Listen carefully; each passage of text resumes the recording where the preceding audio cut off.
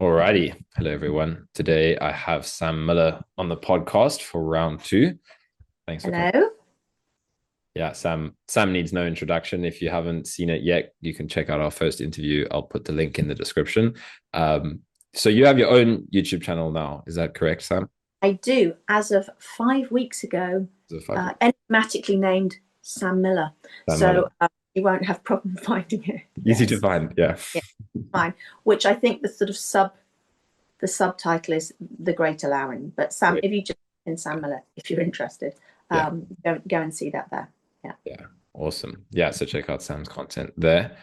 And yeah, so in our first conversation, we kind of spoke a lot about we spoke about many different things, to be honest, but the kind of the path of allowing, the healing through allowing, kind of meeting Mhm. what is and letting it be as it is. And then we spoke quite a bit about, we went into some pretty cool topics around awakening, the nature of reality, the nature of the self, the nature of consciousness, and kind of how that ties in with the physical body and the nervous system, and like why it's even relevant to talk about, uh which, like, that's even a good thing to talk about as well, but we did cover it a bit previously. But like, I get that question sometimes in the comments, is like, what what does this have to do with the physical body, if I'm talking about Mm. the the fact that everything is, I can't even remember what the topic of the video was. uh, Mm.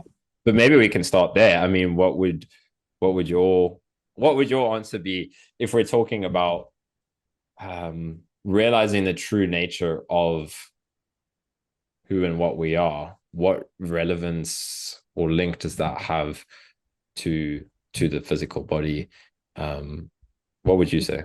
Do you mean in terms of presenting illness or what have you? Well, Yeah, in for people that, that are for people that are trying, from the perspective of someone that's trying to heal from a chronic illness, so um like stuck uh physical symptoms, and then, okay, so what is this, um what does that have to do with these, this talks about kind of awareness and consciousness and the self? What does that have to do with healing from symptoms?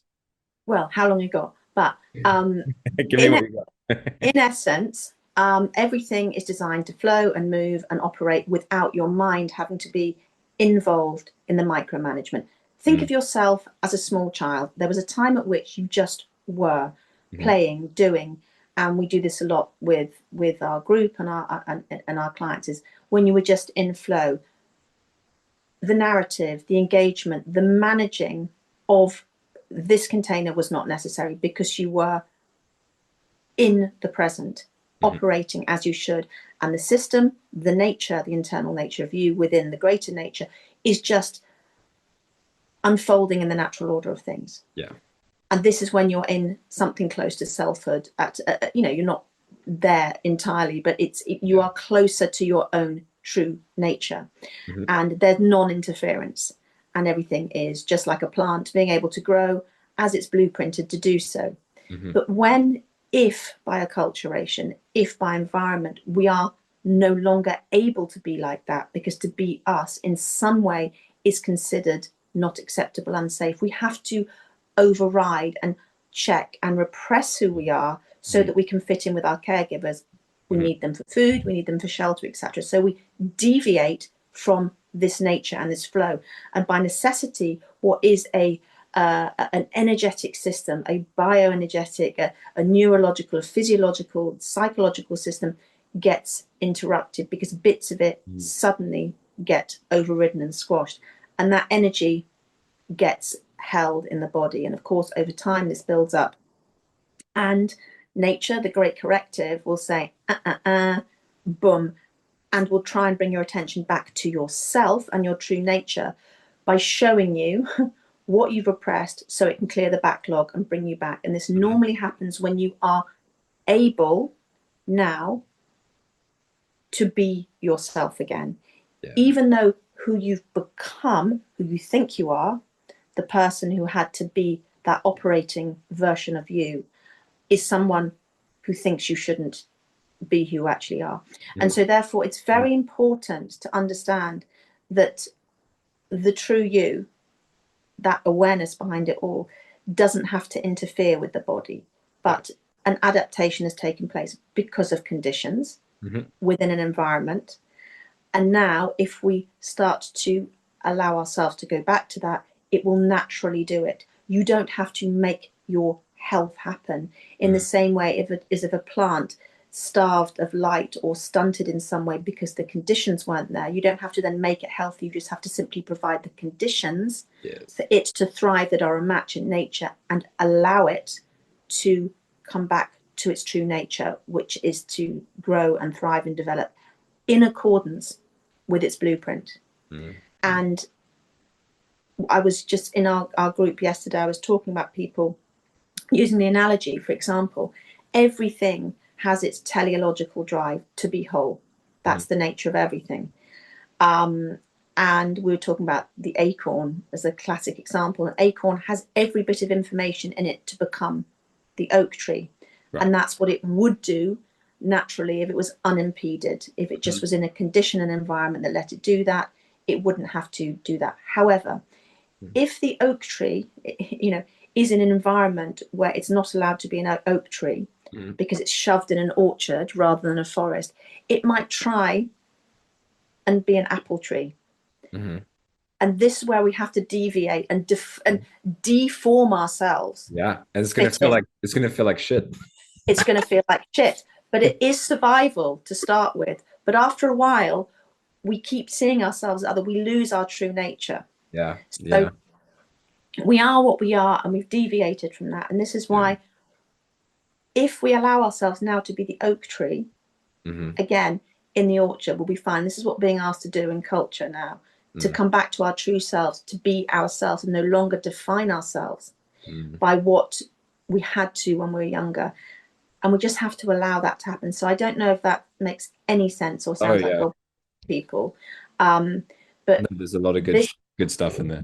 We need to understand that we are defaulted to be naturally ourselves. And if we're healing, our symptoms are there to show us effectively what we need to feel now to remind ourselves that we're an acorn, we're an oak tree, rather than keep resisting. No, I'm this. No, you're not an apple tree. You are an oak tree. But sometimes that means having to feel rather alone in the orchard. Exactly. Until you rediscover the forest. And like having to leave behind what you know, like it's like that oak tree that, like you said, survival, right? Let's say the oak tree had to get really good at kind of getting along with the apple tree, so like pretending that it was part of the apple tree environment, community, whatever. It's going to have to leave that all, in a sense. I mean, I guess this is where maybe the analogy it goes a bit deeper in like reality, in the sense of like we can come back into this is like kind of what I play with a lot nowadays. It's like going back into all these various facets of life and kind of living it through. I'll go back to some of the other stuff you said earlier because it answers the question quite nicely. But like I like this analogy. Go back into the orchard, because basically what happens is we forget that we're an oak tree, right? It's like we go there then we forget. It's like, okay, so I am an apple tree, and then we feel like shit because we can't produce apples, right? It's like, why can't I make the apples? Like, they're so good at making apples and I can't. And I don't fit in. Yes, exactly. Or I'm getting ill because I'm trying to produce apples by sort of artificially inseminating myself in some way with something that isn't natively mine. Yes, exactly.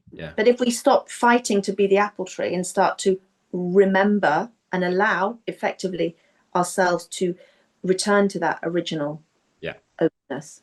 And then like once we remember, so this is kind of what I was talking about, is like then you can go back into anything, but in the full awareness that you are an oak tree, right? So then I'm an oak tree in an orchard. Exactly. Then you can be in any orchard, you can be in any space, and you can remember you're an oak tree, and then it really doesn't matter, right?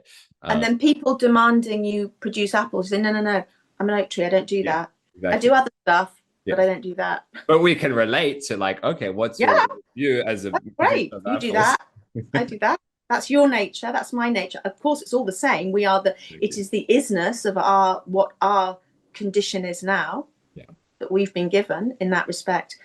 but it's the refusal and the rejection of what is that leads to the suffering and leads to the illness, because that is the problem. And everybody did it because we couldn't help it when we were younger, because we are in an environment that necessitated it by, adaptation. But now, and this is what Jung says, who of course I'm a big fan of, that the first part of life is about creating the persona, apple tree. We're going fully on with this now since it's working. It's working for them. I will do that so that we can then become strong enough to let it all go exactly. At some point, that we can put that coping mechanism that was being what we're not, take the costume off and reveal ourselves, because we have the strength, we have the resources. We're not 4 anymore. We're adults, and we can do that and be in the discomfort and let that evolution back to ourselves, if you like, if that doesn't sound tautological, happen. Yeah. A few things come to mind that I really like about the way you describe that. And it actually answers the first question that I asked you really well, like what relevance does this have to the physical symptoms? One thing, well, like, firstly, I love that the perspective, and I completely agree with it, that it's all, and I think it's a very important perspective for people to understand, is that it's all innocent, in the sense that, like you said, it's adaptation, it's survival, and the perspective that you shared from Jung, that it's a building up to be able to let go, right? It's like, if we don't build up an ego, in a sense, or a persona, then we can't function. No, because you wouldn't be able to function in the world. You'd have just died. You'd have just died in the orchard. The acorn would never have developed. Have to get to a point of some sort of independence, so that you can then stop being dependent on that. There has to be that agency at some level that is found, or it comes to you, and it will be brought to you often by the self, through your symptoms, and just saying, enough, I'm calling you back. And it goes back to what we were talking a little bit about this before we pressed record, which was like, we chose this in essence because that's how we explore ourselves. Like, we're talking about the perspective of whatever we want to call it, awareness, consciousness, the universe, life itself, truly. Like, it cannot explore this, what do we call this, right? Whatever it is, like this happening, this kind of complex appearance of individuality, of being in a world, interacting with others. If we didn't choose to go through that experience of becoming separate, if that makes sense, it's like it kind of ties into what we were saying. It's like, we have to this goes back to the point of like why we have to form that ego in the first place, because we're already pure, like, untouched awareness, consciousness. That's already the case. It's like, now we have to kind of go through this conditioning process so that it can feel like we're not, and then we can lucidly realize what we actually are, and yet still have enough conditioning to be able to navigate the world. It's like the sign up, like how to enter the game, in a sense, if that makes sense. It's like, absolutely. So you have to be able to keep your integrity, know where you are, what you are, and what that is, to be able to interface without falling into it in some way. Exactly. And otherwise, this is why people go off and live in mountains and stuff, and then come back. It's not enough to go and stay in the mountain forever. You have to come back into the game, because it doesn't matter what the game is. There's some that do, like, if we look at Ramana Maharishi, I don't know if you I mean, yes, absolutely. But he did then enter back. He went into his cave, he went off and did his being alone, which you have to do. You have to do, because that's that turning within. But then he came out, people came to him, and he was often in company. People would sit with him, he would be in relation to other aspects of, but in his which and this, I think this will tie us into the next topic that we both said we wanted to talk about, which is the idea of the liminal space, or how to the practicality of like, so what now, right? So let's talk about that a bit of kind of going into the cave, and maybe the cave comes to us, like you were saying, like nature being the great course corrector, with our symptoms, with our illness, it coming to us to yes. One of my favorite people has been Angelo DeLulo, and he would talk about the integrative and the disintegrative stages, right? So we could call the going into the cave or going into retreat, or even just going into like, people that get really sick and housebound and bedbound. Yeah. That's your disintegrative phase, in a sense. That's where Yes. you're being asked to let go, and kind of have that time in stillness and solitude to see through the illusion, right? It's forced upon you. And this is the Negredo stage in Jung's alchemical model of this. It is the disintegration of the old, the form, in old alchemical terms, it has to be reduced to its basic components before it can reform. And it needs the crucible, that space, the cave, you being in bed, whatever it is, to be withdrawn from the old life, because those projections of who I am have to be withdrawn so that you can no longer service the old working model of you. So it's all going to be taken away from you. Who you think you are, your job, your life, this, that, and the other, your relationships, the things you thought were pleasurable, who you thought you were. Why? So that you can become empty, so that you can empty it all out in order for the new to naturally come and fill it. And the new, of course, is the old. It's the ultimate thing. It's just you remembering that you're the it's just the lucidity. Like, I like the word lucidity. It's like lucid dreaming in a sense, right? It's like you're still in the same like world, but you're just aware of it. Yes, you're aware that you're wearing the costume. Yeah, exactly. You're still operating as Sam or Kyle or John or Sarah, whoever, but you're aware that it is a role. Yeah, exactly. And this is what about personas. Jung talked about personas. It's like personas are fine. Yes. If I go to bank manager, I have to put on the persona of like being a super sensible person who is actually going to pay back the money, for example. It might not be true, but as long as I know, exactly, it's a persona, it's fine. If I know when I'm talking to a small child, it's a persona. It's when we fall into it and we identify with it, then we're in trouble. That I'm the really, really nice person all the time, that I'm perfect. That's when we get in trouble, because that other aspect, that balancing part of the wholeness, the self, will just say, yeah, you're going to start. Remember me. You're going to start hitting friction, right? It's beautifully said. It's the identification and the not allow, like, and the attachment. That's key as well. It's like we put on the mask and then we get too afraid to take it off. That's literally what it is, right? It's like we put on, like, even a Halloween idea. It's like, okay, I'm going to play this character tonight, and then we forget. We spend so long in the mask. Maybe we need to, because of like life circumstances, right? Because that's kind of the survival. Of course we do. That's what we did as children. You have to wear the mask. That's a social thing. But then we become method actors. We're kind of Dustin Hoffman. We don't learn too into his role. It's like, exactly. Stop acting now. And that's like you were saying. That's when we're going to hit friction in various forms, physical or just like challenge, and for a lot of people that watch our content.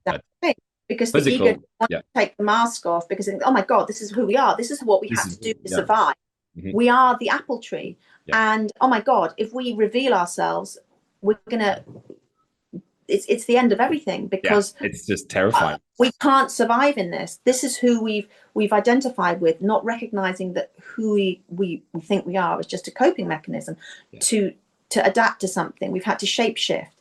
And now, like all things in consciousness rather than awareness, they're impermanent. They're always changing, subject to the conditions, subject to how we allow them to or not. And all you have to do is remember that this is all passing through, and it's got you. Even if it's going to give you hideous illness, pain, all of the things that we don't like, the ego doesn't like, because it's all about liking and not liking. But if you recognize ultimately you are the space within that which happens, eventually that becomes the place from which we can operate. And it's me and not me, because it goes back to what you mentioned earlier, which I think is a very good point, because it came up with a few people that I've spoken. Mm. I mean, it comes up with everyone in the sense of like, it's the liking and the not liking, and the what we feel comfortable being and what we don't feel comfortable being. It's like, I'm the nice person, I'm not the angry person. Well, then it's Yeah. like, okay, but you are the multitude, right? You are essentially everything. All of it. You're all of it. We're not separate from human. We're not separate from collective consciousness. So everything will come calling, especially when we start to Yeah. open, especially when we're called to open up. Well, I was going to say, when we start to open up, well, maybe you're called to open up, even if you wish to or not. Like the Yeah. awesome. Well, it would the self will call, but the ego will be, oh my God, I never ordered this. It's like, hello, out for delivery. It's Exactly. absolutely. But you know, I often encourage people in our group to talk about, it's like, my ego really hates that, rather than I hate this. No, my ego really hates this. Yeah. Yeah. But I recognize that the self, and beyond that, obviously the awareness, beyond even that, is choosing this from a place of nature, of wisdom. It is choosing to put me in bed to make me effectively confront that which has been repressed by the ego, because once I couldn't, and now it's coming through symptoms, and it's just going to be, and if you resist, well, I'm afraid nature always wins. But even like, it's a great point, and it's something I've actually been reflecting on a bit recently. Is it's like you said, it's always going to work out, because it will just, like, even that will lead to an opening eventually. Like, if we just always. It's like, you can resist as much. You can go either way, right? You can open up, or you can contract so much that it, like, kind of, it's like a black hole in a sense. I was actually going to, what just popped into my head then was the nature of the universe, Big Bang, Big Crunch. Yes. Ultimately, you know, it's all about, you know, this expansion and contraction within the ultimate emptiness, which is arising and disappearing. Okay, so there is that space, call it the singularity before the Big Bang, whatever analogy you want. It's the same thing in nature, whether it's you having a thought or a breath in or out. But exactly that. It's going to happen anyway, because it's just the nature of things. Exactly. It's like, it's not. If you keep refusing, eventually it's going to explode. I think anxiety is a brilliant example of this, because, you know, so many people have anxiety as an ego defense to what's happening, and it's just the energy coming through. And if the more you resist, you'll get the panic attack, because the discharge is so necessary. This is when we've really contracted. It's saying, no, we need to alleviate this pressure now. From this holding, from this resistance, from not letting that reflection just, you know, be shown in your mirror, if you like. So it's just going to give it to you. Yeah, exactly. Because it's nature. It can't hold it. It's like a plant will grow through concrete. Yeah. It's nature. Yeah. Eventually. I love that. It's giving me the kind of image of, we can go either, like, it's the big, like you're saying, the big bag, the big crunch thing. So it's like, there's the coherence of nature. We can talk about, like, being incoherence, and then there's the feeling of agency, right? It's like, we get that experience, and it's like, we're allowed to drift in a sense, you know, like, we're allowed to drift, but, like, if you go all the way up there, you're going to swing back down here, and then you're going to swing up there, and we can keep doing that. But, you know, we're going to cause ourselves, like, it's at some point we're going to naturally want to align, right? We're going to naturally want to. It will be forced upon. I mean, Jung called it an antiodromia. It is the great corrective. It's like anything. If this is this sort of equilibrium, as everything in nature is, if you keep going this way, it gets to a point where the pendulum cannot, you know, think about, as a kid, do you remember you wanted to really swing, to go over the top of the swing? You never could, because that's the nature of physics and quantum physics too. So if you go this far, eventually it goes, now you got to go all the way. And it doesn't go there. It has to go all the way the other side as a corrective and do this, which is why when we're experiencing stuff now, it's so strong, so that it can ultimately bring us back to this set point of presence. And we go back to thinking about, you know, being closer to the nature of our awareness when we were children.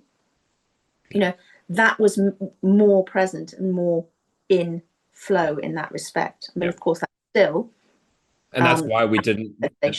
And that, I would say, like, distance from that is kind of the experience of suffering. So on either side of the spectrum, it could be, and that's key with all these kind of insights. If we talk more on the awakening side, it's like too identified with the persona, you're going to suffer. So then you're going to swing all the way across. Okay, Yeah. there's absolutely no persona, there's no one, there's nothing to do. Okay, you're going to suffer. It's like, so then you're going to go back across. And then it's like, eventually it's the middle way, the kind of holding of all truths simultaneously. And then we realize like, oh, I don't have to keep, but we do it for a while. It's like, we do have to like kind Oh, of of course. keep going, but eventually we can, like, and we'll probably still will fluctuate for sure, but we can start to see like, oh shit, like I can just kind of, I don't have to keep going to extremes, unless we want to, which we still No, I mean some extremes will still come to you. This yeah, is because they're from the old yeah. cycles finishing. Are you drinking beer? It looks like you're having a lager for No, breakfast. it's like a amino acid drink. It's like 10 in the morning here. It's like have gin and tonic. No, it really is that, and you will. This is what we're talking about. This is why, in part of this we briefly touched on this earlier, that even the pleasures will be taken away from you. So all the things we used to use to avoid this low state by doing the high states, the coping mechanisms, the chasing, the whatever these were in some way, seeking the pleasure that the ego liked in some way, that will be taken away from us in an effort to bring us back to this place again. And so, yes, you won't have so much suffering, the ego, but you're not going to have these highs in the same way. But that's fine because they were all correctives anyway. And that is that sort of more steady, just moving, just watching the nature of us moving within this greater space naturally. Yeah, and it's fine because like that just that had to balance that out, right? So it's like Yes. the highs and the lows, like that just goes to that, which there's no problem with. It's like we only Mm. need the high because of the low, and we only need the low because of the high. So it's like, if Exactly. we, there's nothing wrong with that They balancing. define each other, the front and back and up and down define each other because you couldn't have a back without a front. And in the same way, you couldn't realize your own awareness without the objects of which it's aware, because it is, as we say, it playing with its own nature. It is the very experience of the objects that reminds us that we are the space within which, and that greater thing that is aware of them. Form and non-form define each other, and this is a well understood concept, proved by physics now, like we needed to, in that sense. Yeah. It's just a fact. You don't have an object. An object cannot exist without someone to objectify it. Yeah. It has to be witnessed in that way. Does a tree falling in the forest, does it make a sound if no one's there to listen to it? Of course not, because sound is a perception. It doesn't happen at the tree end. It happens because someone is a listener, and so that's nature of it. But every single thing, and often illness is there to just say, look back to the root. Who is the one that is beyond this? And it really is like the massive kick to remind you of your true nature.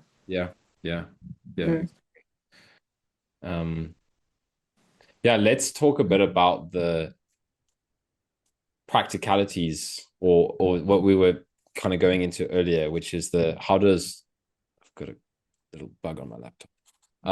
How does one live this, or like kind of the in-between phases, right? So when we realize that, and just for people that are kind of in that territory of like, we could say like post, again, because the story plays out in all different ways for different people, but like one of them is the healing story, right? So like post healing, okay, so what now, right? What would you say to someone that's kind of in that space of like, I'm looking for and this is like, we were talking about it a little bit beforehand, but this is something that I quite enjoy talking a bit more about. It's like, so how does this express itself? And I think there's different ways. It's again the whole blueprint thing, right? There's different ways that this wants to express through us, or like how this is going to play out. Like we're talking about, like the going back to the marketplace in a sense. There's not one way that looks, right? It kind of depends on our blueprint. All roads lead to Rome. Yeah, it's like Ramana Maharishi's, like we were saying, it's in a sense he went back to the marketplace, but in his own unique way, which was a lot less marketplacey than many people. He just still sat on a hill and like kind of radiated that stillness, and that was his giving back to society in a sense. But for somebody else, that could mean, maybe you don't even talk about it. Maybe you go and become a lawyer, and or like you were saying, like we played the role of a bank manager lucidly. We're aware that we're doing it. But what would you say, like, for people that are in that kind of in between phase of so what now? I kind of get it. I'm feeling a bit better, but I don't know what. Well, this is talked about a lot in Buddhism, obviously, because it's like, who am I? If I'm not that, I think we're beginning to understand, oh my God, I'm not that. That whole thing was the costume. Yes. It was a coping mechanism. It was a collection of events and histories and habits which all formed the thing I have identified with as me. And that is, of course, purely due to all these facts, the sort of dependent origination, all that kind of thing. So if I'm not that, who the hell am I? And the ego at this point, which is still waiting for instruction. There's nothing wrong with the ego. It's just the center of consciousness. In that sense, it's the sort of master manager. It's saying, well, if not, well, who are we? I need an instruction here, because my job is to manage the shop floor, so to speak. Yeah. And who am I? And so it's trying very temptingly at this point to then create a new identity. Because it's floundering in this liminal space, waiting for instruction. It's and this is really, really difficult for people, and it's very, very important. And it's it's this thing about the boat going from one side to another, and also you need the vehicle to get you there, but then you have to put the vehicle down. And it's almost also that thing about when you're halfway across the river, it's like, you can't see either side. You can't see either side. It's like, oh my God. And that old thing is emptying, but the new hasn't come. But you have to hold your nerve, because the ego will go, oh, okay, we're emptiness. And so you often so often see this with so many meditation practices, that people then, the ego will hook on to the emptiness, which isn't the true emptiness. It's the emptiness within the ultimate emptiness. And because the ego is so desperate looking for an identity, and you have to keep going, recognizing it's looking for a job, and be prepared. It's replacing it's replacing one concept with another. It's the concept of emptiness then, rather than exactly. It's just it's a sort of no thing within the ultimate thing. But it's still attachment in that sense. And Ken Wilber talks about that, the great Ken Wilber, talking about going horizontal. This is the point at which you're having a great insight on the path, but that you get, the ego takes it and you go horizontal, and all these people then develop these spiritual identities. And it's like I saw something popped up on Instagram about this woman who's saying, a lot of people keep telling me I'm enlightened. I think I might be enlightened. And see, that's exactly it. I mean, you see my point. We don't have to really extend that too much, but one, the I, if you were, you'd know, you wouldn't talk about it, and it wouldn't be even irrelevant in that way, because it just would be the isness. But she obviously has started to have insight and started to put down the old operating mechanism, and the ego has now said, oh, we can be this. But even that, that's the crazy thing about the ultimate, like I could say ultimate view, is like that is equally as, again, there's like, it depends on what lens we're looking through, but like even that is that's the full expression of enlightenment, like that, in that expression of like, if that makes sense, of like a sure, she might not be fully aware, like, again, this is the paradoxical nature of this, I would suppose, but it's like the ultimate view, like, leaves nothing out, in the sense that the experience for her would be different, but it's like even that is not left out, or it's like that view is the same. No, of course it is, but you'd recognize it's just an opinion, it's just a view, and everyone has that, because as you start doing this, the ego will suggest everything. Oh, you're special. Look how well you're doing. Oh, look at you. You're not attaching to that. And because it's nothing. That there's no one's doing better than anyone else in that respect. It's all just the same thing. Just different reflections. But any of them.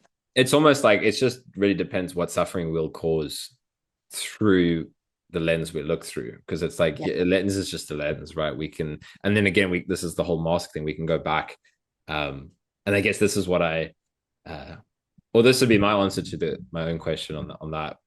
I always come back to this as like a life philosophy. If for living this is fuck around and find out, right? It's like if the mind is like, so what now? Yeah. Yeah, it's exactly, it's the Mm, universe kind of mm, um exploring itself through like putting its fingers in the water, mm, and what is that mm. like? So for anyone, I guess my answer would be, uh if one does not know what is the expression of this, what is the, um you know, play in this kind of, in this world, and find out from, that's what we're always doing, is like find out from the responses Yeah. to, it's like, okay, that's, you know, that's actually the direction I want to be going in.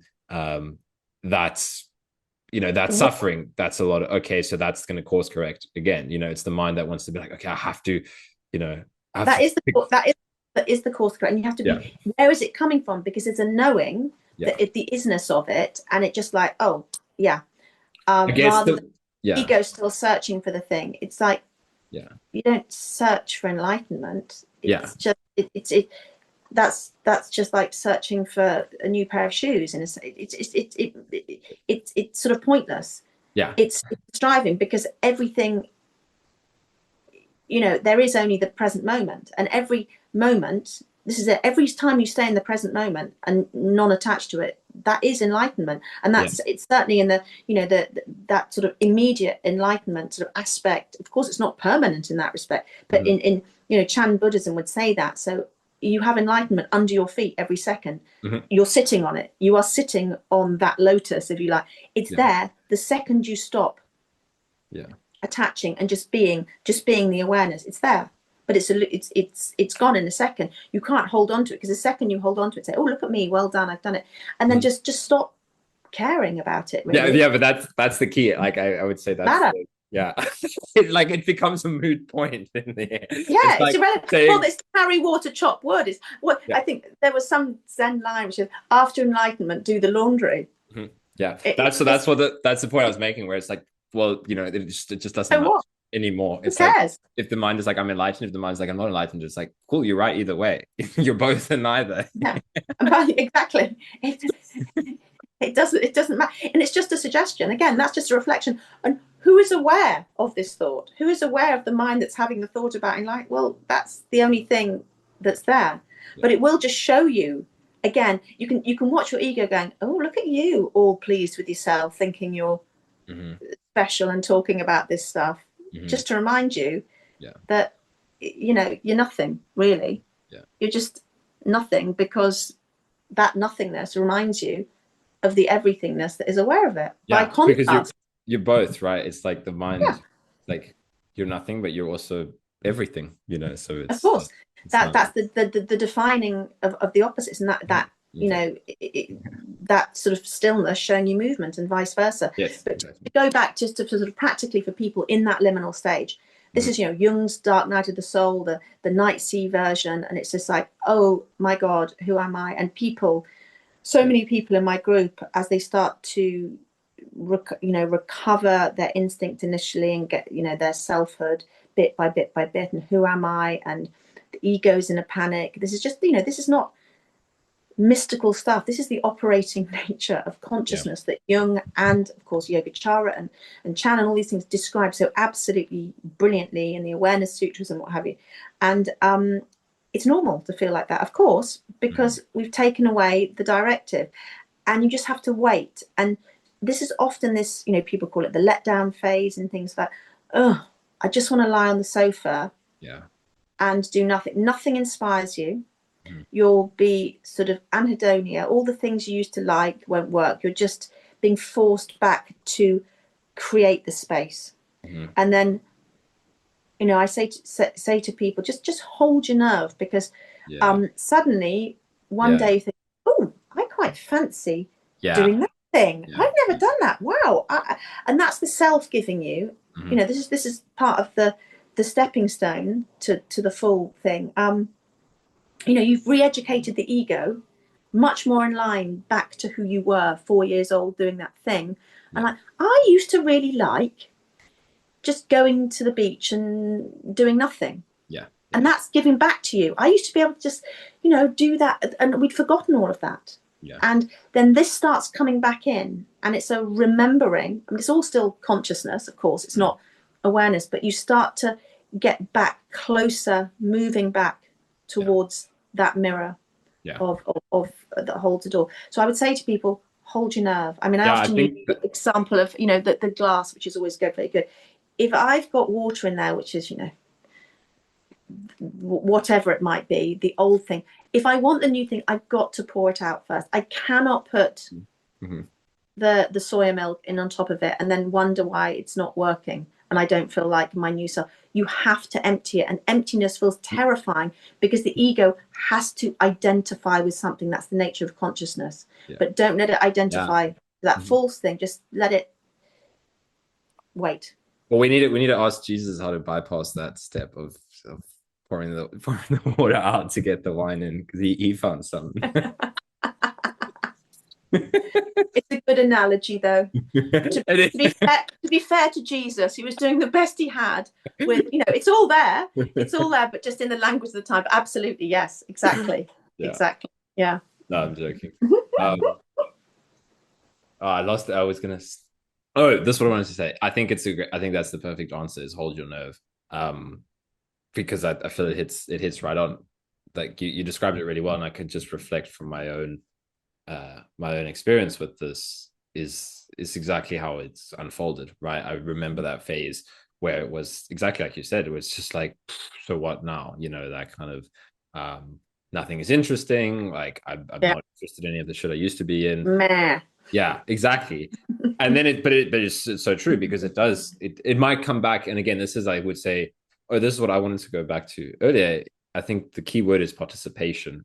At some point when the time is right, like when we go from and again, we'll get that nudge, but when we go from the disintegrative phase towards the integrative, then it's about participation, really. And that's, again, where we find what actually interests us. Step out the cave because something generally, actually resonates. Yeah, exactly. Yeah. The thing, and it comes to you. It will fall in your lap. Yeah. The ego doesn't have to go and find it. Yeah. And I think, just quickly going back to me saying, hold your nerve. You have to understand that part of you that thought it was the apple tree is scared, and you have to just recognize and hold that and really be compassionate in the way that true awareness is, and just say, yeah, it's a thing that's changing, and recognize it, but then say, who is the one that is scared? Actually, and who is the one that's aware of the one that's scared? And I'm the awareness of that. I'm not it. So you can hold it. You don't have to refuse it and try and fix it and become something. You just have to recognize, I am the awareness of that. I am the awareness of that. I am the thinker of the thought. I am the awareness of the thinker of the thought. And it's all going to go crazy, of course, because the ego is upgrading. It's changing to be more in a line with an oak tree.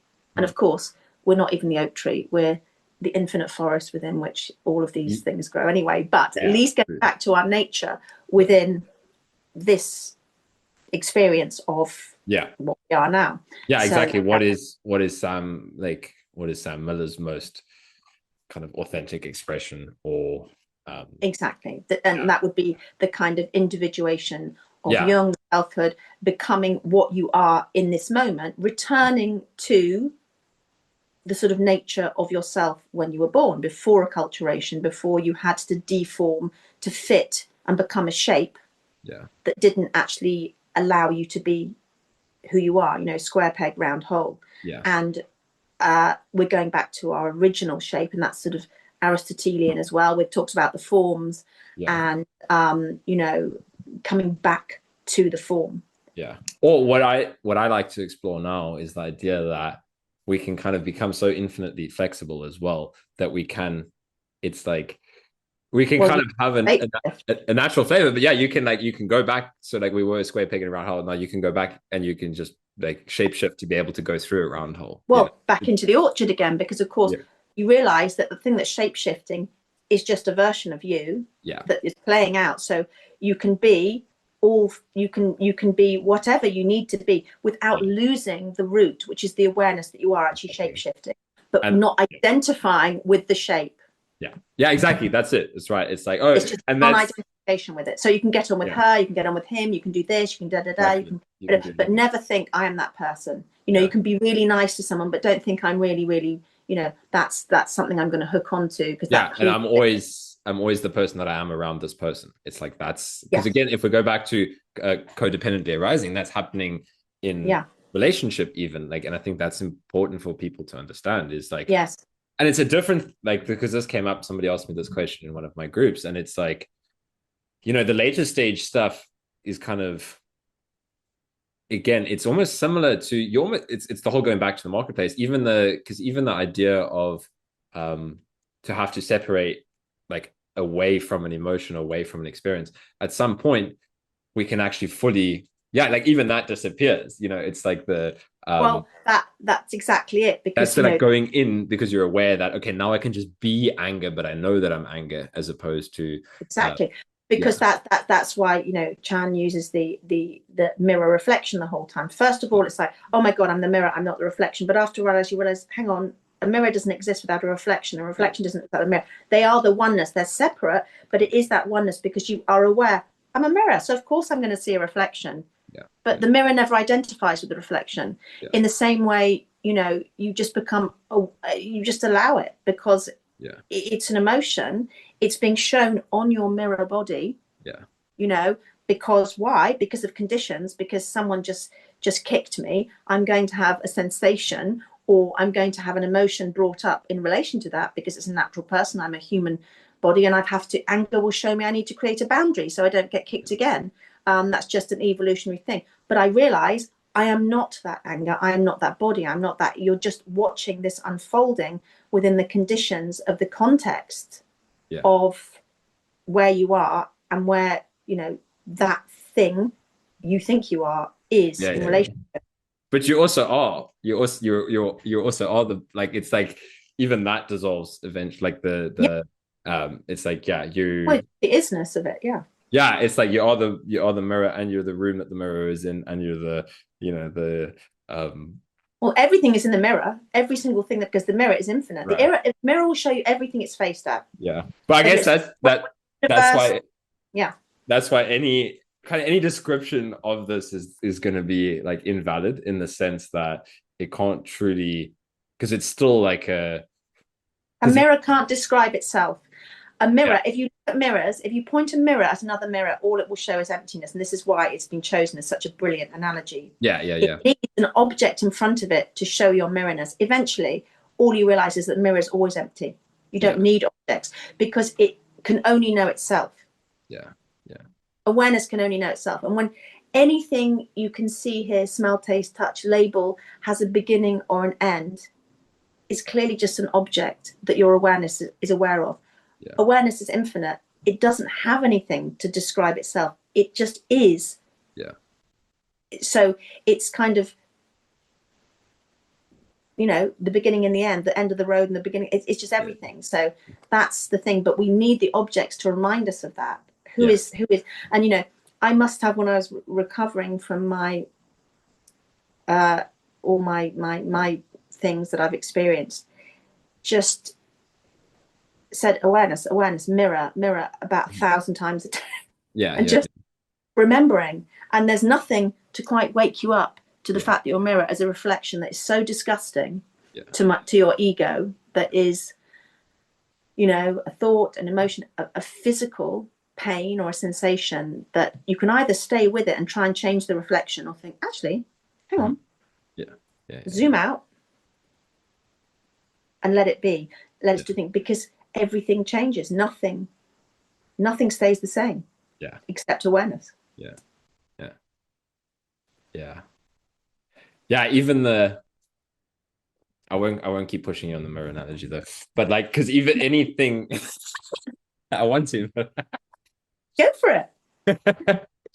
No, but it's just like anything it's still an analogy, in the sense that like, I guess, because, like, concepts or labels can't really again, like even the mirror analogy is still an analogy. Of course. So ultimately, you do So it's put it down. like, You yeah, you need language yeah. to So understand. it's like, but yeah, To learn how to not need language anymore. You need the mind, exactly. That's overcome the uh-huh, mind, uh-huh, to understand that you're the mind that then doesn't need it because you're the awareness beyond it. That's the nature of it because we've devolved so far. So ultimately, yeah. there would be no analogy needed because you just Yeah. become, yes, that's what Just you're saying. Of course, yes, absolutely. yeah, yeah, and I do think it's a helpful topic because I've had people that kind of get because it's exactly like you say. It's like everything can be like a tool or a reminder of like you were saying how you were using it. You know, like the Get you mirror back. mirror awareness exactly. And then though, at some point, it's also like to go back to the other analogy we were talking about earlier, like the crossing the river on a raft, and it's like, well, it's a slightly different analogy, but like, and then we have to get off. Like the raft was so useful to get us to the other side of the river. Yeah. But you And don't take the raft with you yes, onto dry land the other side. It's like, leave it. exactly.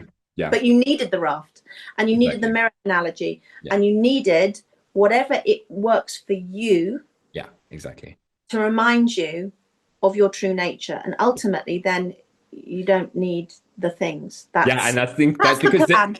because then we start like lugging it around. You know, I just Yeah. because it's the ultimate. It's the same as the whole process. It's the letting go, um, of everything that like it's like what we were talking about earlier, like letting go of the old. Because even like any tool that served us, again, it can still be useful, but it's I guess it's just for people seeing for themselves. Like this is kind of what I see in someone in a one-on-one is like, um, oh, okay, like I know that tool really served you, right? Like that, like that, um, you know, whatever it is for someone, like that really was useful, but it's like now you can let it go in the Put sense it of down. Put it yeah, down put it down when because you now it's don't. actually your hands Yeah. are still holding on to something that you don't need anymore. It's the same as even Yeah. all our early Absolutely. identities and all of that kind of stuff. Yeah, But most people, me included, certainly, have not just, have not just come to this realization. It's hard won. You yeah, do need tools. You do need to realize, first of all, people as simply as thinking, I'm my thought. yeah, And just to point out, hang on, it cannot exist in isolation. yeah, Who is the thinker of the thought? And that's just like, for so many people, oh, yeah, yeah, I'm not my thought. And to devolve that back, and who is aware of, and suddenly you're expanding, reminding people of, talking about this contraction. This is the starting to expand, yeah, and that sort of simple thing of, am I my hand? Am I my body? yeah, Most people think they're their body. They really yeah, do. I mean, everyone's obsessed yeah. It's with exactly. It's very managing much. the body. You It's more have of the to, like real end stage kind of like okay the letting go of even the letting go yeah, vehicle, but for yeah, people that are still right here it's like you need whatever, um and it can vary from like this is the beautiful thing about seeing how this is what I like to talk with people about as well is like that it is very much a unique personal journey in like what like there's no right because the mind can get so fixated on what's the technique or what's the right way or what's the you know exactly. it's like That how you would say like it will meet you it will like kind of come to you. you just have to create the space, Yeah, be the awareness as much as you can, even for moments at a time to start with, and be the presence. Because obviously, only there's the only action is in the present. Obviously, there's nothing else. yeah, It's the only thing that's ever has ever been alive. The only yeah, thing that is in that respect, um, and to really just train yourself to be present for starters.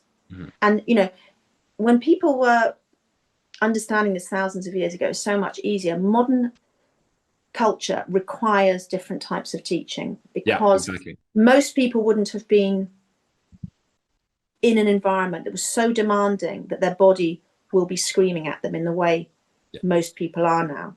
They would have mostly been online because people are going offline. We're in amygdala hijack because we're in heightened survival states all the time. mm-hmm. So you're having to teach people in different ways to Yeah, navigate the conditions now as well, yeah, which I think is a real challenge. And yeah, that because people are offline, we have, you and I started talking about this earlier, saying we have physical bodies. yeah, You have to be online, to have your cortical function aware, to realize I'm not the thing I'm experiencing. if you're in your limbic brain, if your amygdala hijack, you can't do that. You don't have the capacity to remember this. So it's really, really important, therefore, that we take that into account, because you don't have that witnessing observer that, of course, the human being does with our brain. Yeah. If we're constantly in that state, and that's really significant, I think, for working with people who are chronically dysregulated because of repression. To be clear, people, your illness is not because you have a dysregulated nervous system. This is purely on the kind of form plane now. It's because you have repressed so much of yourself that your system dysregulates. Dysregulation is another symptom, just as your pain is, etc. It's not the root, and beyond that, of course, is refusing and not allowing whatever's there in that state, going right back to when we had to become an apple tree. It's a good point about the dysregulated, because that, again, it's like, we're just saying the same things in different ways, but it's helpful, like, to talk about the nuances of how the mind does things, right? But it's like, even the because you see this quite commonly in the chronic illness space, or like even nowadays I see it in all sorts of spaces. It's like the talk of a dysregulated nervous system, which is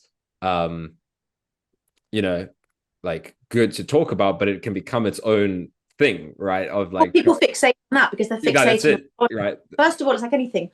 Okay, everything is subject to condition, dependent origination. Why is my nervous system dysregulated? Oh, well, that's easy. You just look at the science, although most people don't, unbelievably, because they're so stuck on their body and they're there trying to re-regulate their nervous system. No. Why did it do it? It's an adaptation to living in a coping mechanism, which meant we had to cut off aspects of the reflection we're being shown, and it's now trying to correct, as all things do in nature. Don't worry about the reflection. Don't worry about the reflection. Just get back to the one that is aware of the thing, and it will naturally correct. Like you were saying earlier, if you're up here, you can't be up here forever. It's going to boom you down there to try and. But if you're identifying with this is me, this is you in that respect, as much as there's you in this body, and if we're identifying with this, it's going to keep telling you no. You have to come back to the middle ground. That's not even at the level we're talking. That's just living in a human body. For anyone who's not even interested about the real journey, just who wants to be regulated. It's important to understand that. Yeah, for sure. So maybe final topic we can jump into is a little bit like what we were talking about earlier. How life shit can still happen, right? Like at any point in the journey. I don't know, like we were talking about a little bit. I don't know if you want to go. We don't have to talk about anything specifically, but just to relate. I think it's helpful to relate to people that, there's still so much change that can happen, so much emotional, being human, right? It's like what brings me to this topic is like the fact that we're in a human body, and like at any stage of this kind of realization, there is the uncertainty of this world. There's the kind of disruption, the so like it's always okay if things kind of blow up in one's face. I would say, like, would you? Yes, I mean, it's the lifeiness of life, isn't it? And it's going to happen because that's the nature of things. And everything happens for a reason. Everything is queued up for a reason. Even if the ego doesn't like it, the fact that you've got, terrible pain in your foot is because you dropped a brick on it earlier. No sort of mystery there. But unfortunately, that's sort of obvious. But quite often, this has been queued up from 30 years ago, 40 years ago, whatever. Just the nature of the collective, society, whatever. Just accept everything is as it is already. There's no mysteries. We know this from science. This becomes that, becomes this, becomes that. Cause effect, cause effect, cause effect. People would call it karma. It's neutral. It's just you get what you order, and you order what you give your attention to over and over again. Blah blah blah. So that's done. So just accept what's here, but also this is where we have to really, really hone our awareness to be that space that is through which this is able to be experienced without identification with it, and let it move through. We recognize it's horrible. We recognize it's pain, it's loss, it's really bad stuff that needs our attention. You can't detach from it, but there's non-attachment is a different thing. You know, your house is being moved, there's someone's died, whatever. You have to deal with that because you're here in the present, and that's part of it. But even those, as you said earlier, those emotions will come up in relation to show you what's already there. Loss, fear, whatever. You allow them and you don't identify with them because they're actually your guides as well, quite often. You know, because you have a body, the grief is coming up because you've lost a thing, a life, an identity, a person, a house, whatever it might be, a job, and it's there to remind you of what's in front of you so you can feel it and adapt in a way that is coherent to you to carry on in this form body, which we need to train to show us who we really are in that respect, but not to collapse into what's happening. And I think it's such difficult times for people. Late stage capitalism is showing us the true face of what we need to see about ourselves. There's a lot happening, like societally, culturally, like beyond Corrective. beyond we the were up individual. here, we're going to have to be down here again. One of my lovely clients yesterday in our group was very, very upset, and she was talking about because of the destruction of the planet and the ecosystem and this, that, and the other, and blah blah blah. And of course, actually, as we pointed out, don't. We ordered it. We chose it. We all exactly. But that's happen. And what we have to do is not be at odds with what the reflection is. We chose it. It's there. What we have to do is then understand that we're not responsible to try and check because we don't like that feeling. We think if we can save the planet, we don't have that feeling we don't like. Much better to understand what the feeling is showing you, to be the space within it which appears. And then if something is required of you, you act naturally, not from a place of trying to manage a reflection internally that you don't like. And this is why so many people are projecting out, and that's sort of Jung talking about the whole time. Everyone trying to manage this with outside. So, you know.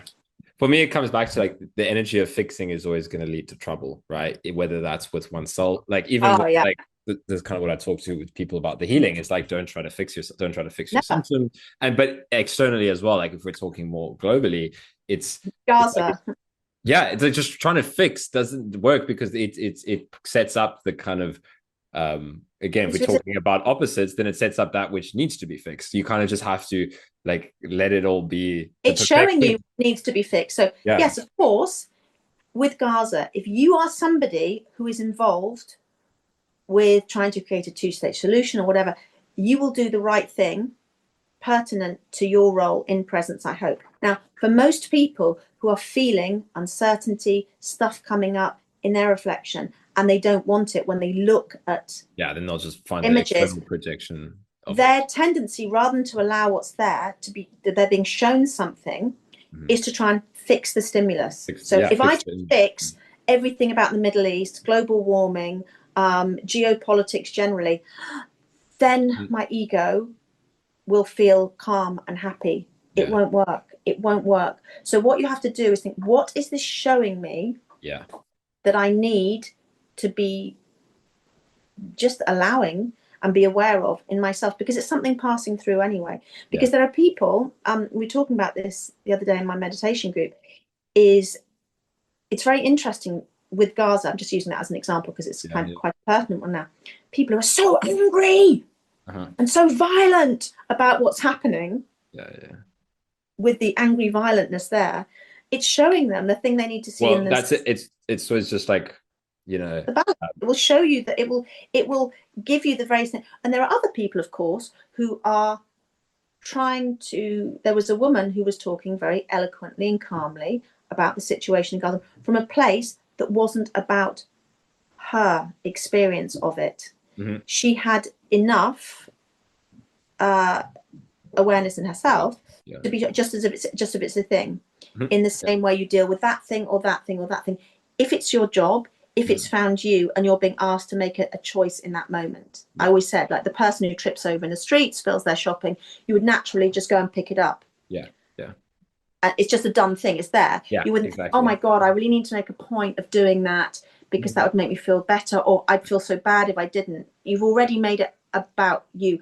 And then you realize what's inner world, what's outer world, what's my business, what's not my business. What's your business is this present moment now. That's it.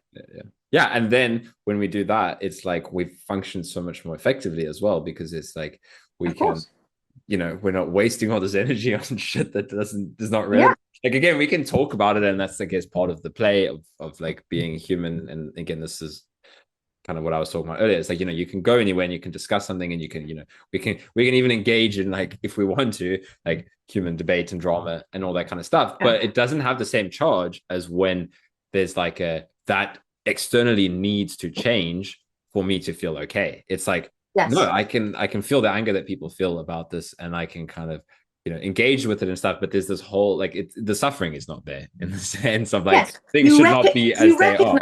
Like, you recognize the fact that your foot hurts because you dropped something on it, but you're not identifying with or feeling you have to fix it. It's just like, oh well, I see that because it's part of consequences that would naturally mean it's there. You know, just going back to Gaza, that is a situation that is causally being created for thousands of years. It's no surprise. It's a reflection of like human consciousness. Is exactly human like all these things. It's a reflection of our shadow. I've got to let the dog out. Hang on 2 seconds. Sorry, Kyle. No worries. Go on.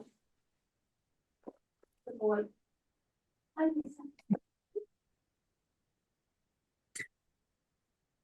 Sorry about that. Apologies. Yes, exactly. It's the collective.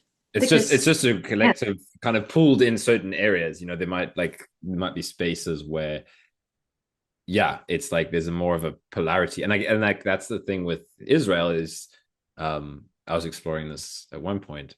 It's this place of like intensity. If we look at it, you know, even from, you know, history with like kind of all the holiness of that land. But it's also, so then it's kind of, it has the extremes, right, of kind of being a space where there's a lot of kind of realization and expression of truth, of the infinite. And now it's also a space that's expressing the depths of the shadow, right? Depths of it's showing the poles of human consciousness, I guess. Like, I was curious about that one day. I was like, why is that? And you know, that has some of kind of the most powerful expressions of history, but on both extremes. You know, it's kind of now it's like exactly. I mean, this is, it's always showing us the opposite, because they are the oneness. It's showing us both sides of the coin. So we can remember the coin is two-sided, that there's everything, and you have to be shown the opposite, and the shadow will project out and force it on you in this effort to find you. That's the thing with Israel. It's just a very kind of, we could say, concentrated space of consciousness, maybe, or like very kind of like purely reflecting, right? You know, so like kind of in Jesus's time it was like very that, and now it's like very the violence and the this, and it's like it's just showing it, like you said, it's showing us, because we're contracting and resisting and bringing things, and then bam, it has to come out again collectively. Otherwise, you know, Jung spoke about it, the First World War and the Second World War.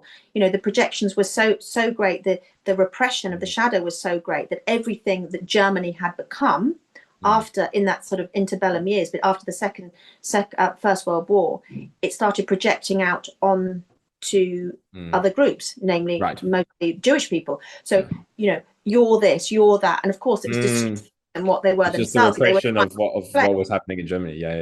And the same in the Catholic Church is another brilliant example. So if we say you can only be one-sided, if you're only allowed one side of the coin, if this is not allowed, this is not allowed, so the shadow gets bigger and bigger and bigger, then it explodes into all the corruption, the abuse, etc. Because it's, rather than saying, really interesting Catholicism in this respect, because it will say even if you have the thought, it's the sin. Now, thoughts are meant to just come up as offerings. Yeah, yeah. So if you're suppressing thoughts, we all know where that leads. Bam, and then Yeah. we have this That's all the corrective Catholic of priest shit this that huge happens. scandal. This is the sort of collective panic attack everyone's having to try Yeah. and correct a system that's about to blow its fuse. Yeah, yeah. It's the extreme weather patterns. The storm in Jamaica recently. Well, it's a corrective. The sea Yeah. is getting too hot. Why? Don't complain about the weather. Beautiful. I completely agree. I love the point about yeah, like how it's all just being projected onto other groups, what we don't see. Like it's such a great lens to look at all of history with, like kind of all the wars and Well, this was, I think, did we discuss this before? That absolutely wonderful film, The Zone of Interest. oh, I think you mentioned it to me. I still haven't seen it. Oh, you have to. You have to. Anyone who hasn't seen it, because it's absolutely brilliant. It's one of the best films I've seen about the shadow imaginable. Yeah, yeah. I think it's the best film to communicate really what the Nazis were about in relation to what we're just talking about. Right.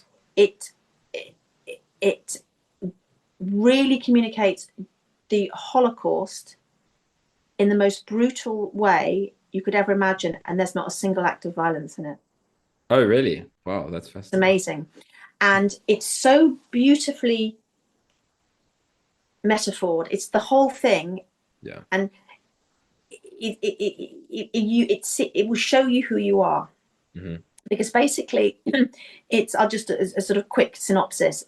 It's effectively set in the family house of Rudolf Höss, who was the camp commandant at Auschwitz. Okay, so he's there in this rarefied world, beautiful garden, perfect sort of Aryan children, power, wealth, this, that, and the other.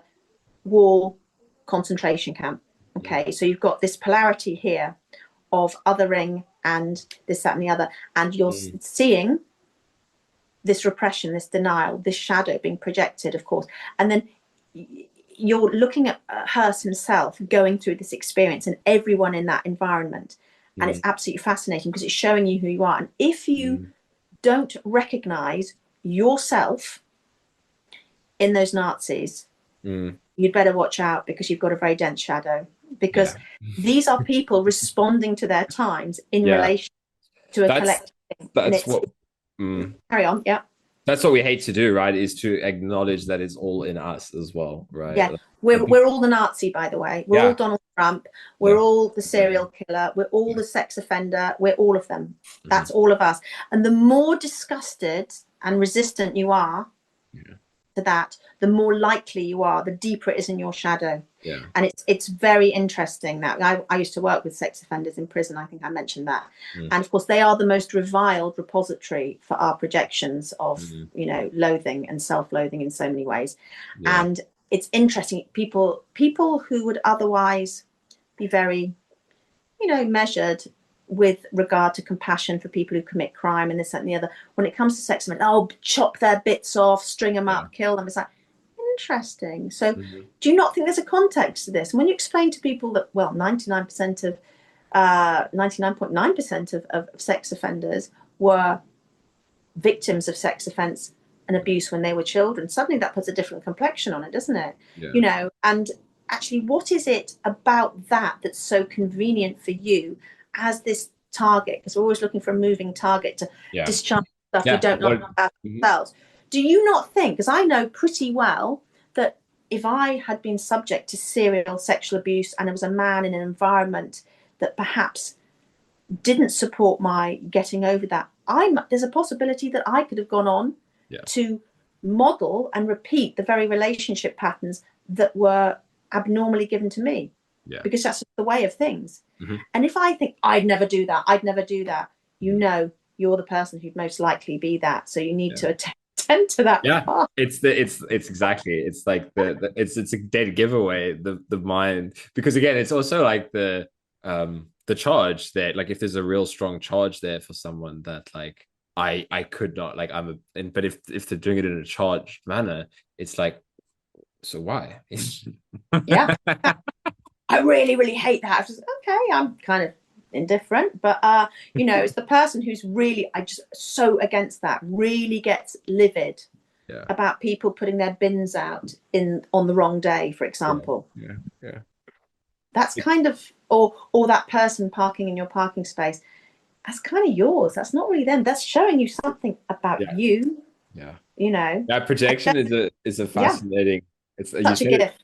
you Such said a it, gift. yeah, you said it really nicely. It's like it's like a very, I mean, it's useful to the ego, right? Projection. It feels like it works. I guess that's why like we use it in a sense. Like Well, exactly. it It like will it pulls locate up. the things Yeah. it thinks we're not from the shadow Yeah. outside of you. Yeah. So Yeah. we're that. We're not that. We're really, really nice. We're never angry. Meanwhile, your shadow is bubbling with rage, and you know you'll be really angry about people who aren't nice, and you're really, really angry about this. And meanwhile, the shadow is going to then withdraw the projections, and it's going to give you your symptoms Yeah. instead. It's going to bring it through either as thoughts or it's going to bring you back into the wholeness of things and show you the full mirror, because a mirror doesn't show you just the nice images or the ones, it shows you everything. Yeah. Yeah. It's really fascinating when you come to look at it, or like I find it fascinating. Like when you see the innocence of it all, even the projection, even Yes. the avoidance, even the resistance, but there's almost like a sense of awe.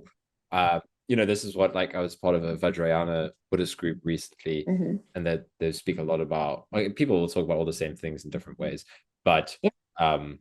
you know, samsara or Maya, and you have a real fucking reverence for it. As Yeah.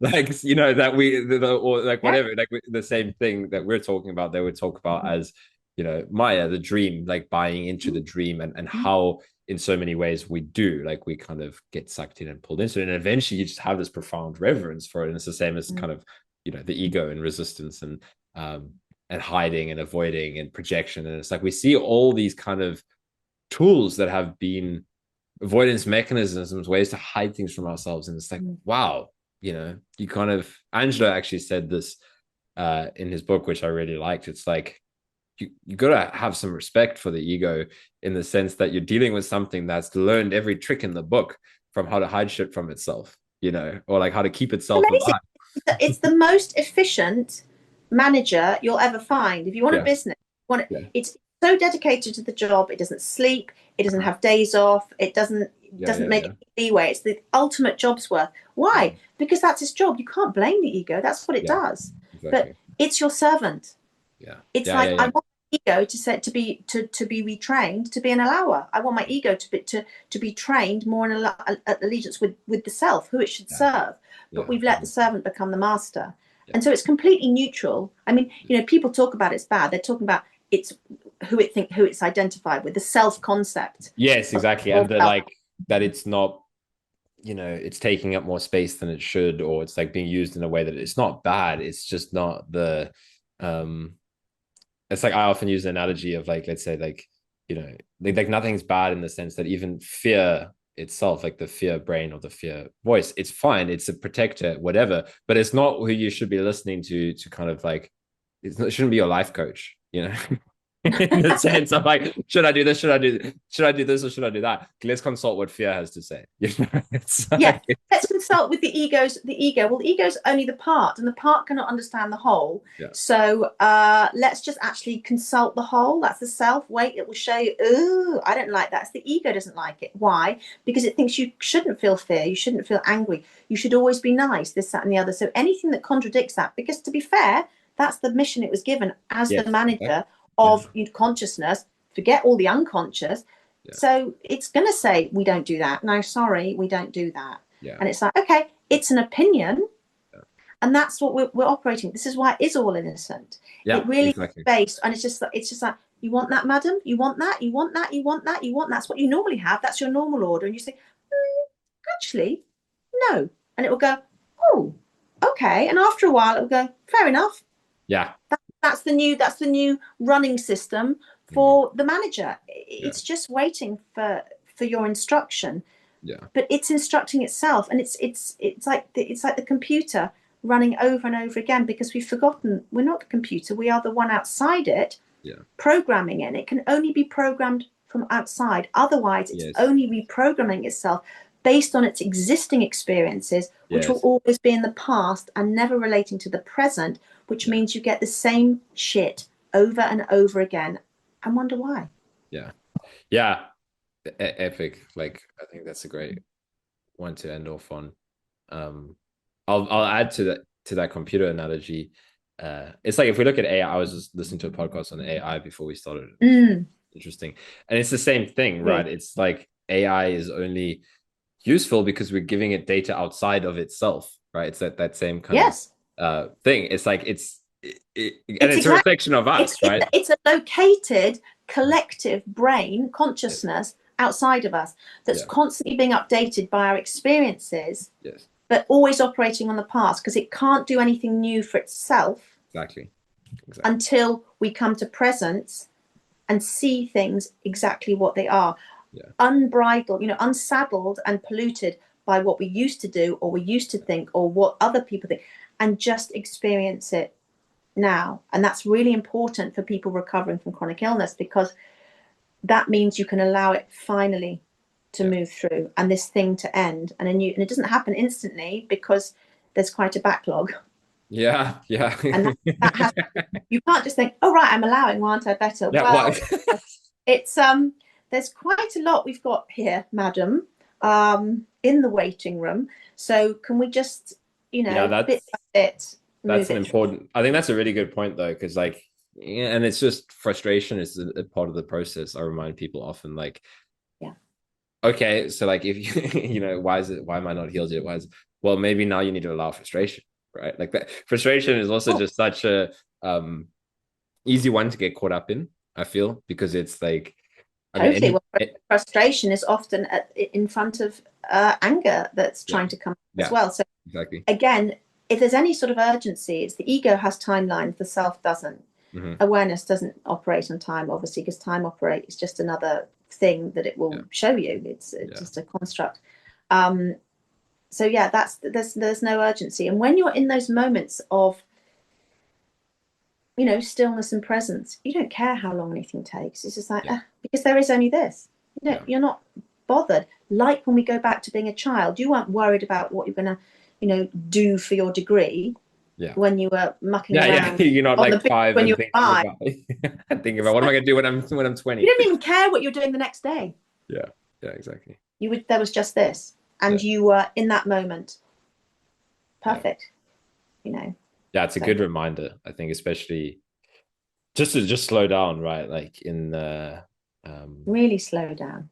Yeah, it's like it's a reflection of the modern world, which is all around speed. Like, well, it's kind of, we see the course correct coming in with like even mindfulness and all of that entering kind of corporate spaces, but it is because it's like we got so like fixated on the idea of speeding everything up, right? It's like everything needs to happen faster, urgency, caffeine, like everything. And it's like, okay, but like now let's just slow down a little bit and just kind of that's the great corrective. We've been up here, we have to come down here, and this is the collective thing. And this was the fantasy of turbo capitalism as it has become, is that you can just keep expanding and having more and more and more in a finite system. You can't. The system needs to kind of shift to be able to well, it has to match. If I want to pour liquid from one object to another, they've got to fit. I can't say I want more and more and more and then wonder why it doesn't fit, and our bodies are overwhelmed and having going into dysregulation to protect themselves, so we can finally catch up with what we haven't felt yet, and then come back to set point again, and just always everything is trying to bring us to the present. And it's just a cell of the ego which is trying to feel safe and fit in with the orchard, because if everyone in the orchard is having to be separate and survive for resources because we're being told that's the only way you're just going to have to go with the zeitgeist and be kind of the biggest tree or the most efficient. And of course we forgot, actually, no, we don't. We're not even that thing in the first place. It's a great point, because it's like you know, if Don't compare every tree just yourself. wants to be, if every tree just wants to be the biggest tree in the courtyard, well, eventually there's gonna be no more space in the courtyard. Yeah. like, like, Don't define yourself by your environment. That's the problem. We're living externally. That's the thing. And so we have to take, it's an in-house job yeah, in that respect. So you have to go at your speed. And for somebody who's, say, bedbound at the moment, your speed might be doing very little, because you're actually, most of your speeding energy is clearing the backlog. yeah, But you don't yeah, know that. yeah, exactly. You're actually going exactly the speed you need to. Exactly. Yeah, But yeah, we've got to take exactly. that out. And the last point I would make, just on kind of that whole point, is the great thing about humans and the human nervous system is we've shown we're very fucking adaptable, right? So it's like circumstances might not be ideal, but we're kind of adapting on the fly in the sense of like constantly, like we with the environment that we're currently in. Yeah, it's like it's not perfect, and but that's the beauty of kind of everything we're saying of how life itself and nature, everything course corrects. So it's like we're endlessly facing all of this stuff and all of these challenges, and at the same time we're kind of It's to help collectively us. It's coming up helping. coming up with the solutions and all of that. So Well, it's and that's just to set, just to make the point there, the environment, this is why we have to create our internal environment, because that's the one that stops deferring yeah, to this idea that we have to be more and this, that, and the other. That Krishnamurti quote about it's no mark of wellness to be profoundly adapted to a sick society, to no mark of health, because you're fitting in with something that's not in resonance, in coherence with the whole system. yeah, And so you have to think, well, I'm going to be my own environment. My own environment is like, I'm okay with what's there, yeah, and rather than then having to, yeah, be marched to another tune. and then eventually, like the more, like if I look, well, we'll see like how humanity continues to evolve, but essentially what would happen then is then the external would start to shift through everyone's Yes. internal shifting, right? It's like, again, the more Yes. we come back to, like you said, create our own environment rather than having to control that, well, the external is a reflection of kind of the Exactly. whole. So if every individual starts to do that, then that would That's naturally. how you change the world. So if you want to Exactly. sort out Uh-huh. geopolitics, sort out your own geopolitical situation Yeah, exactly. internally. Yeah, Everything else is not your business. yeah. And And if we all accept start to do that. that, then it's just a natural realigning of the whole. Everything sorted then, because you just recognize, oh, that's fine. That's just your situation in relation to that. I don't have to do anything about it. Yeah, You're evolving in your own ecosystem, yeah, and you're on your part of it wouldn't be a problem yeah, in such a way. yeah, exactly. So we all have to take, and that's a big thing as well, responsibility, and that's Responsibility. talked about a lot in Buddhism. Yeah, You the responsibility, not in an egoic sense, but to be responsible for every single thing you experience in your mind body. Don't blame it. Don't try and outsource it. Don't try and fix it. and You the know, be the owner of that.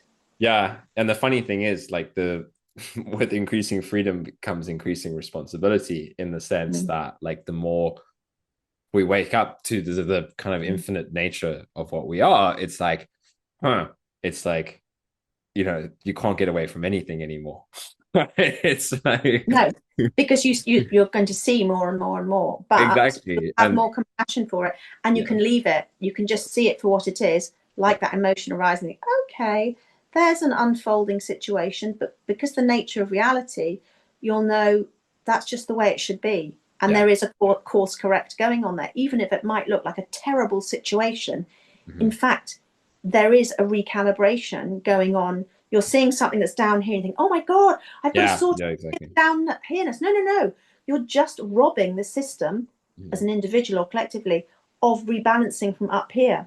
Yeah, And we're constantly trying to keep everyone up here, yeah, but we're just kind of kicking it down the road. yeah, and then it gets exhausting. It's like, why not just drop? Just let it Yeah. all.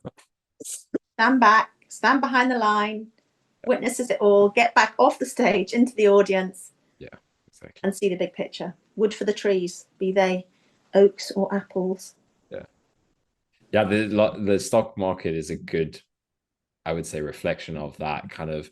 I used to kind of play with the stock market a bit, and it's like the whole, like every time there's like a big dip, it's like it's the end of the world, because like Yeah. what you were saying about we're over here, and then it's like, oh, like it's going to obviously kind of course correct, but it's like when we're here, it's like the fear state of the mind is just like, okay, well, it's just going down forever, right? Or it's like the What same goes in, up must come down. yeah, in an You know, individual, it's like when you're in a crash or something, the yeah, fear state of the mind is just like it's going down endlessly, and it's like, well, you have to let go of that to let it bounce back up, you know.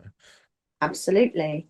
And the quicker you do, the Yeah, quicker it will change because the attachment is what keeps the thing yeah, maintained. exactly. It's the letting go. Is like if we could talk about the most direct path, that's a whole topic. But Mhm.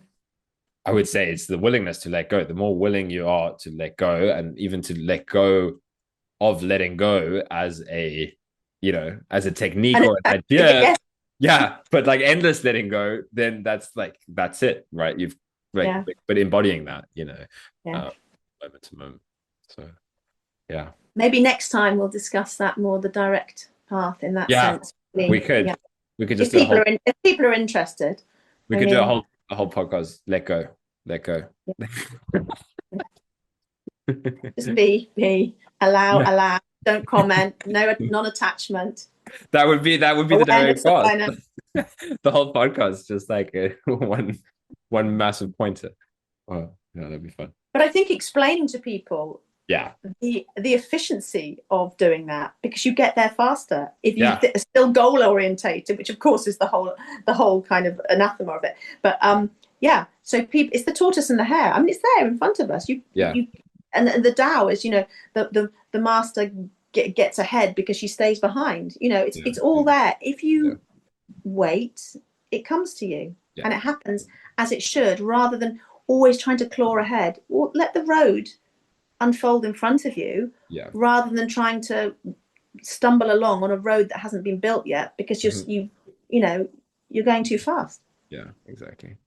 But we're also all like, I think this is the whole thing of comparison with healing journeys and awakening journeys is like we're also all wired so differently. It's like some people are meant to, um like the when people ask about timelines, like how long does this take, and for some people it will be quicker, and for some people it will be slower, and it's like what you're saying earlier, it's just how it's meant to be. It's like we have different wirings, and then also different ways that this wants to play out through us, and some of us it's going to be like that, and some of us is going to be like that, and some of us is going to be a mix, and it's like that's it, that's just how it is. It is what it is. Don't think.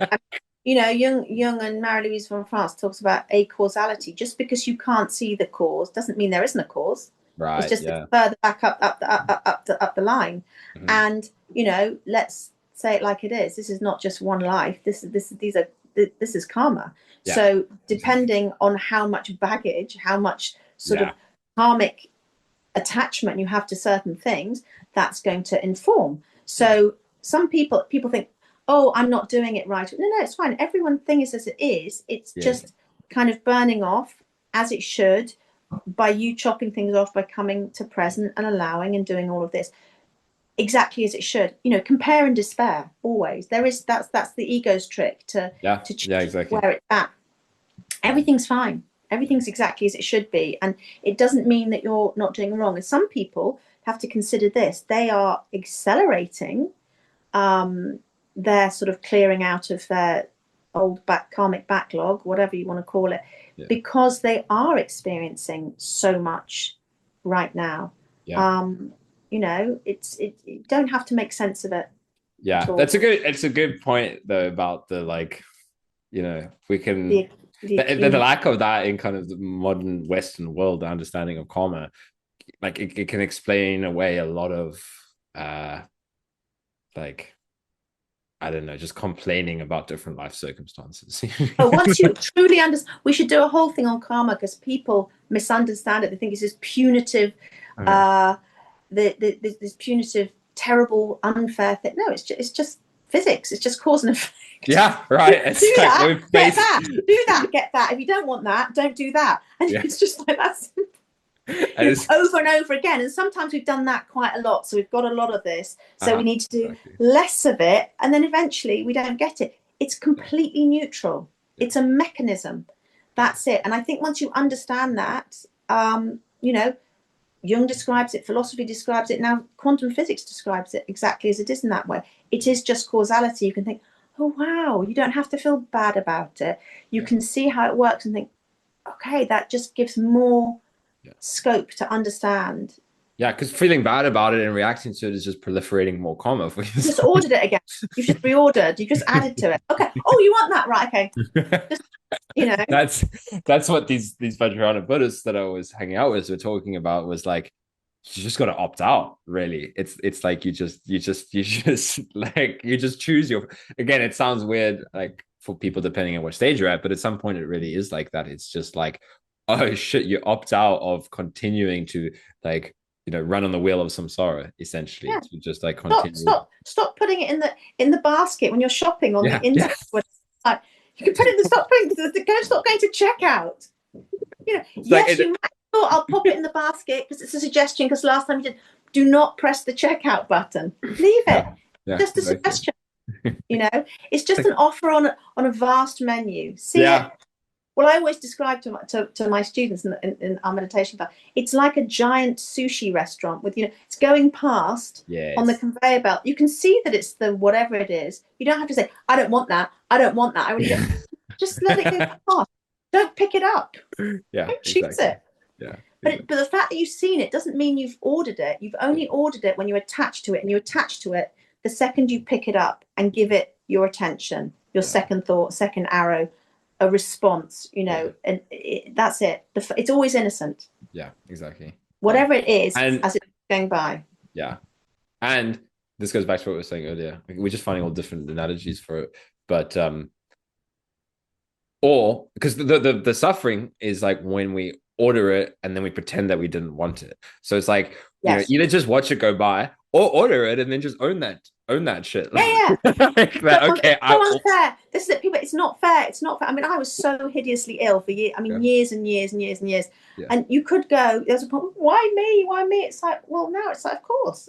I ordered. No one did it. I ordered it in this life or the last life as a conclusion to something, as something that was a course corrected. And once you realize that, you think, oh my God, that's just perfect. Yeah, exactly. And it's like, it's freedom in the sense of like, there's nothing outside of you that's like messing with you.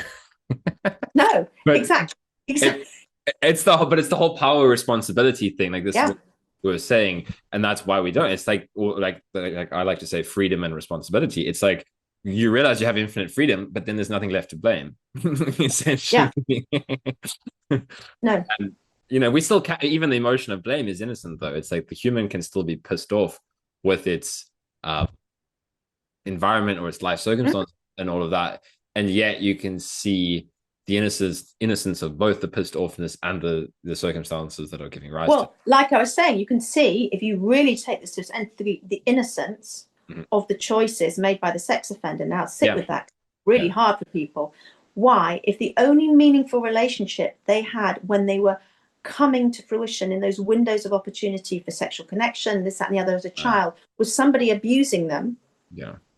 There is, because of how dysfunctional that might be in terms of what we would see as a functional society, that is actually an innocent cause of choices, because their menu is so small. Yeah. It's just this, all of which do not serve their true nature or that of their environment. So everything is innocent, and everything comes from a place of, trying to make the best choice in that respect. But if you're so removed from your true nature to, you can't see the wood for the trees, you're always going to be choosing in a sort of mad, reactive, flurry. So I think that's very freeing, because you don't have to be really annoyed or baffled or bewildered by everyone else, and then of yourself.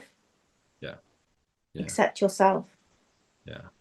That's, it's something that's leaving anyway, or trying to.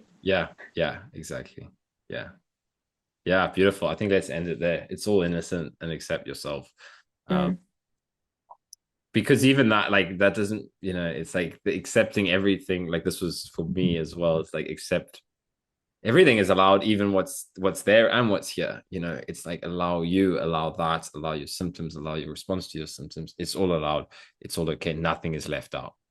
No. Hallelujah. And cut. We're done. Thank you, Sam.